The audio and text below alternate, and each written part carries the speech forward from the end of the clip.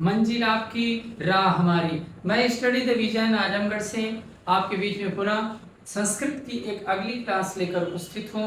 R K sir मेरे द्वारा आपको आज की क्लास में प्रत्याहारों की चर्चा मैं करूंगा। जैसा कि आप देख पा रहे होंगे, माहेश्वर सूत्र 14 लिखे गए हैं। आज 14 माहेश्वर सूत्रों में किस माहेश्वर सूत्र से कौन कौन सा प्रत्याहार बनता है, स्पष्टता के साथ एकदम लिखा हुआ है बोर्ड पर। सबसे पहले मैं माहेश्वर सूत्रों को पढ़ देता हूँ।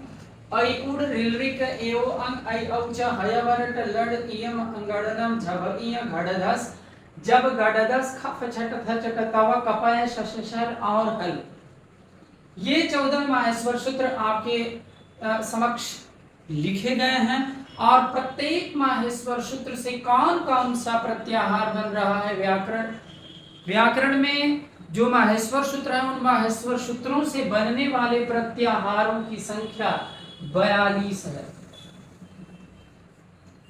42 प्रत्याहार बनते हैं। प्रत्येक माहेश्वर सूत्र के अंत का जो वर्ण है, जिसे इत वर्ण कहा जाता है, जिसके नीचे हलंत्य लगा हुआ है, यह इत है। और हर प्रत्याहार के अंत में इत वर्ण जरूर लिखा होगा। जो पहला होगा वो बीच में से भी आ सकता है ही, लेकिन हर माहेश्वर सूत्र के अंत वाला, इसीलिए हम कहेंगे कि आई उण के ड़ से एक प्रत्याहार अण प्रत्याहार, रील रिक के क से 3 प्रत्याहार अक इक और उक, ए ओ अंग के अंग से एक प्रत्याहार एन प्रत्याहार केवल बनता। आई औ च के च से अच इच एच और एच 4 प्रत्याहार। हयावरट के ट से केवल एक अट, लड़ के ड़ से 3 अड़ इड़ और यड़, इयम अंगड़नम से अम यम और अंगम, झभइया के इया से एक य इया, घड़धस से 2, घड़धस का जो यह स है उसे फस और झस। जब घड़धस के स से कुल 6 प्रत्याहार बनते हैं, अश हश वश जस झस और बस। खफ छठ ध चट तब से केवल एक छव, इसके व से केवल एक छव बनता है। कपय के य से कुल 5 य मय झय खय और चय। शशर के र से यर झर खर चर और शर। 14वें माहेश्वर सूत्र के ल से कुल मिला जुला करके 6 प्रत्याहार अल हल वल रल झल और शल। ये 42 प्रत्याहार हैं आपके समक्ष। परीक्षा में पूछ देता है कि अच प्रत्याहार के अंतर्गत कितने वर्ण आते, कौन कौन हैं, अथवा 6 प्रत्याहार में कौन कौन से वर्ण। तो यहाँ मैं आपको बताने जा रहा हूँ कि वर्णों की गिनती आप कैसे करते हैं, कैसे करना है। आपको कोई भी प्रत्याहार दे देगा, जैसे मान लीजिए आपसे दे देता है आपकी परीक्षा में एच प्रत्याहार, यह चौथे माहेश्वर सूत्र में एच है, एच, और विकल्प 4 बना दे और पूछे कि इसमें कौन कौन से वर्ण आएंगे इस एच प्रत्याहार में, तो आप सबसे पहले देखेंगे ए कहाँ है। एच में सबसे पहला ए है, तो ए आपको तीसरे में दिख जाएगा, तीसरे माहेश्वर सूत्र में ए है। और च है चौथे माहेश्वर सूत्र का च। अब इस ए और च के बीच में जितने भी वर्ण आएंगे इस प्रत्याहार के अंतर्गत गिने जाएंगे। इत वर्ण को नहीं गिनते हैं। इत कौन है? अब ए ओ अंग में जो यह अंग है इसको आपको नहीं गिनना है। आय और च में जो च है इसको नहीं गिनना है। वर्णों की गिनती में इत वर्ण को नहीं गिनते, छोड़ देते हैं। इत संज्ञक है, इसका लोप हो जाता है, यानी ए ओ आई और औ, ए ओ आई और औ, यही 4 वर्ण एच प्रत्याहार में आते। आपसे पूछते परीक्षा में कि अल प्रत्याहार में कुल कितने वर्ण आते हैं। अल सबसे बड़ा यही है, अल। कभी कभार पूछ देता है कि वह कौन सा प्रत्याहार है जिसमें सभी स्वर और व्यंजन आ जाते हैं। देखिए, अयुड़ का अ यहां पर है और हल का 14वें का ल यहां पर, यह ल और यह अ। कोई छूट रहा है क्या बीच में? सबसे पहला माहेश्वर सूत्र का अ है और सबसे अंतिम माहेश्वर सूत्र 14वें का ल है, यानी अ और ल के बीच में तो सभी स्वर और सभी व्यंजन आ गए, यानी वह प्रत्याहार जिसमें सभी स्वर और सभी व्यंजन वर्ण आ जाते हैं वह कोई और नहीं है, अल प्रत्याहार है। ऐसा भी आपकी परीक्षा में प्रश्न बनाता। अब इसमें सभी स्वर और सभी व्यंजन पूरी वर्णमाला लिखेंगे तो काफी बड़ा जाएगा, ठीक है। अब इसके वर्णों को लिखते समय इसको छोड़ देंगे, इसको छोड़ देंगे, जहां जहां मैं इंडिकेट कर रहा हूं ये इत वर्ण है, हाँ ये इत वर्ण है, इनको आपको छोड़ देना होगा, इसको इसको इसको, इनको आप वर्णों की गिनती में नहीं रखेंगे, अंत्य वाले या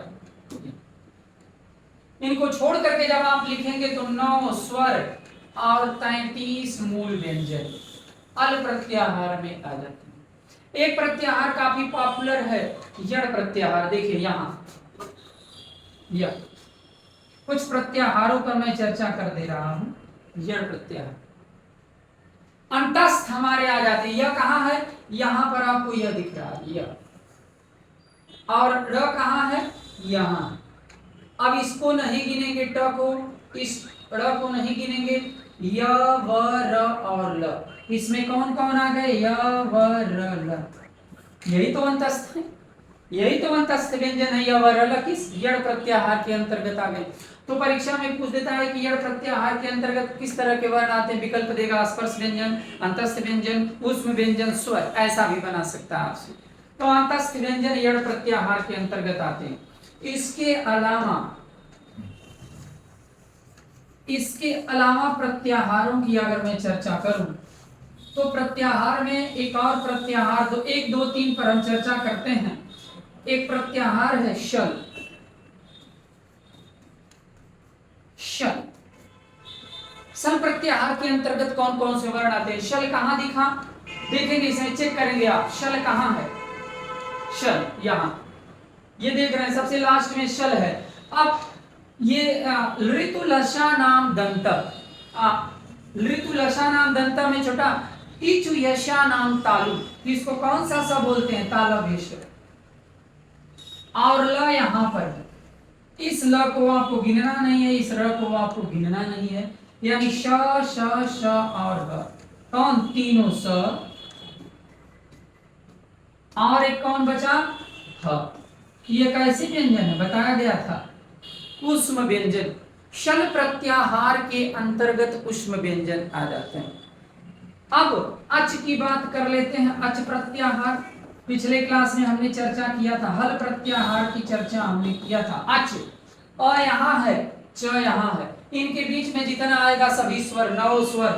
अच प्रत्याहार के अंतर्गत 9 स्वर और हल प्रत्याहार के अंतर्गत 33 व्यंजन आ जाते हैं। 9 स्वर और 33 व्यंजन। यहाँ ह है, हल का ह, और यहाँ 14वें में हयवरट का ह और हल का ल से मिलकर के हल प्रत्याहार बनता है सभी व्यंजन।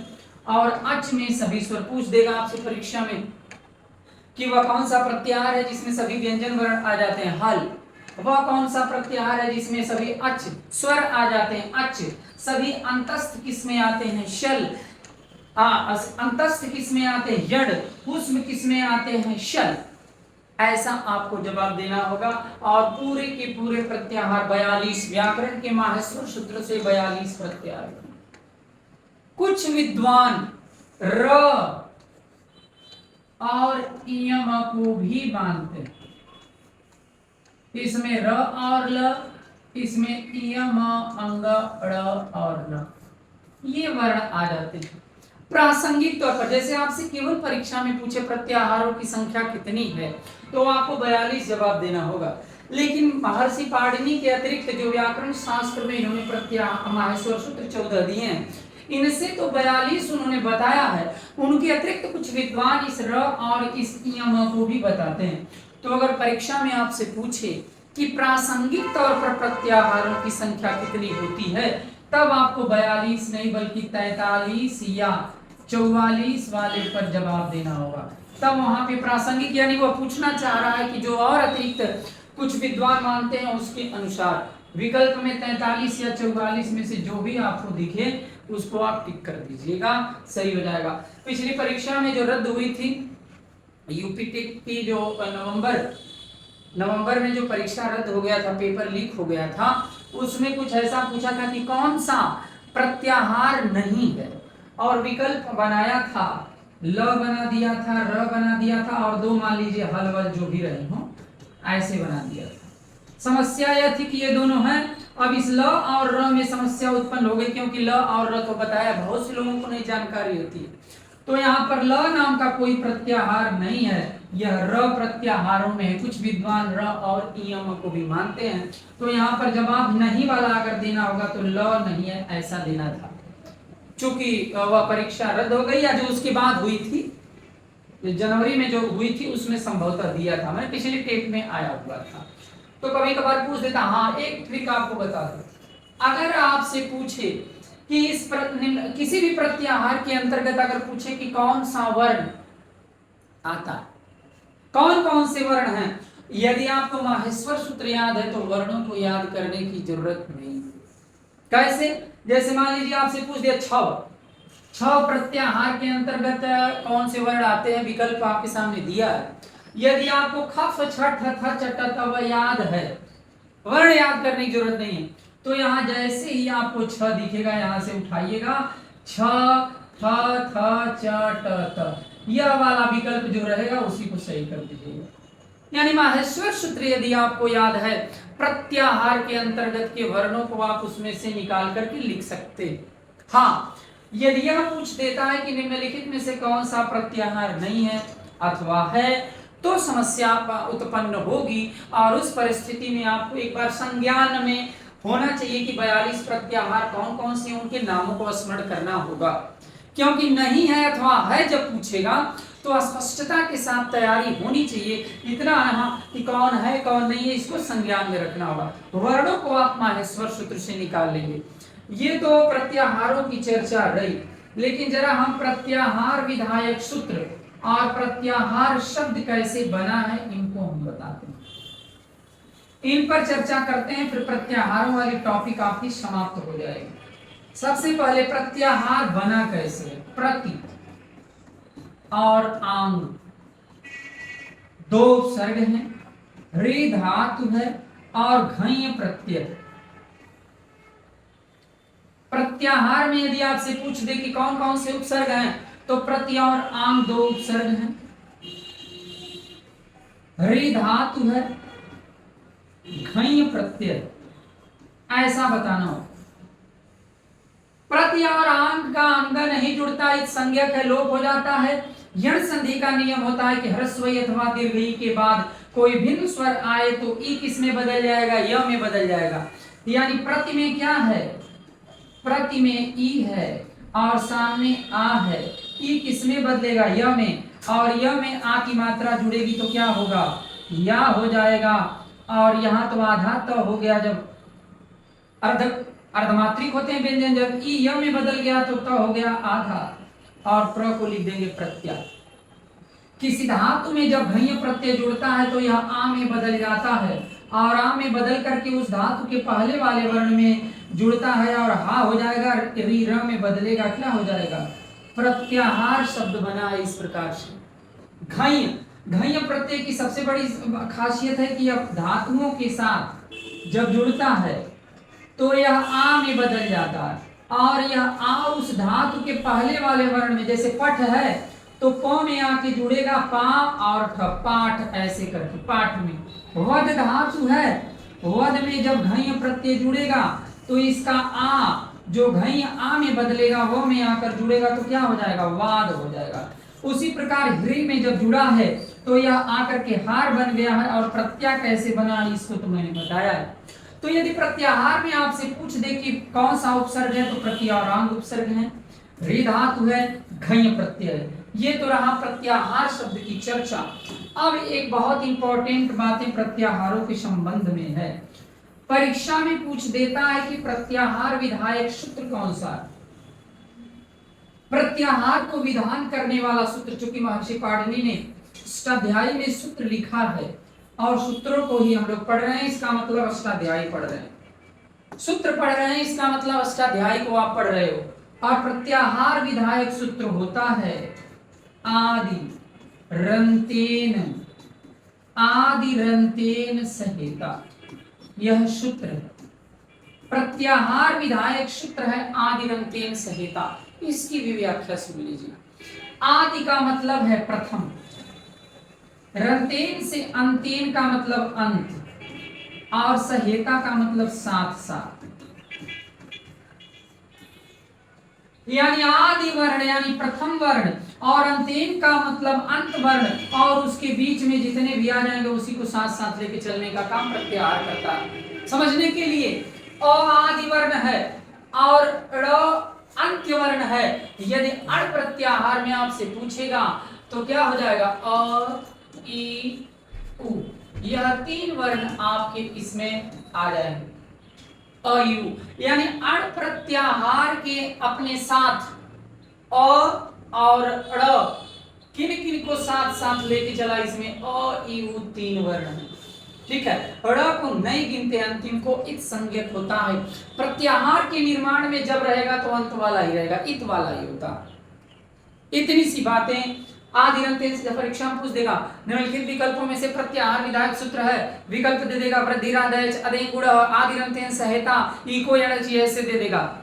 तो आप यदि आदि रंतेन संहिता वाले विकल्प को दे देंगे, सही टिक लगाते हैं, तो आपका 1 नंबर सही हो जाएगा। ये याद होना चाहिए। इस प्रकार प्रत्याहारों से संबंधित जितनी भी चर्चाएं थी संस्कृत में हमने आपके बीच में कर लिया। और प्रत्याहार का शाब्दिक अर्थ होता है संक्षेपीकरण। ज्यादा से ज्यादा बातों को कम शब्दों में कह देना ही प्रत्याहार का काम है। ठीक है, तो संक्षेप ही तो है। अभी अण प्रत्याहार में अ उ ड़, अच प्रत्याहार स्वरों को अ उ ऋ ए ओ अ बताना पड़ता, सिर्फ अच कह देंगे तो भी काम हो गया। स्वर किनको कहते हैं, अच को स्वर कहते हैं, स्वरों को पढ़ने की जरूरत नहीं। व्यंजन वर्ण कौन है, हल ही व्यंजन वर्ण। समझ जाइएगा कि हल प्रत्याहार के अंतर्गत आने वाले वर्ण व्यंजन वर्ण होते हैं। तो यही है संक्षेपीकरण। ठीक है, इस प्रकार आपके बीच में ये प्रत्याहार वाला टॉपिक भी संपन्न हुआ। अच्छी से तैयारी कीजिए, सेशन को, क्लास को लाइक कीजिए, सब्सक्राइब कीजिए, शेयर कीजिए। बहुत बहुत धन्यवाद। बने रहें हमारे चैनल को, ज्यादा से ज्यादा आप सब्सक्राइब करके शेयर करिए इस हमारे क्लास को, ताकि लोगों तक हमारी बातें पहुंचें और ज्यादा से ज्यादा लोग इसका लाभ लें।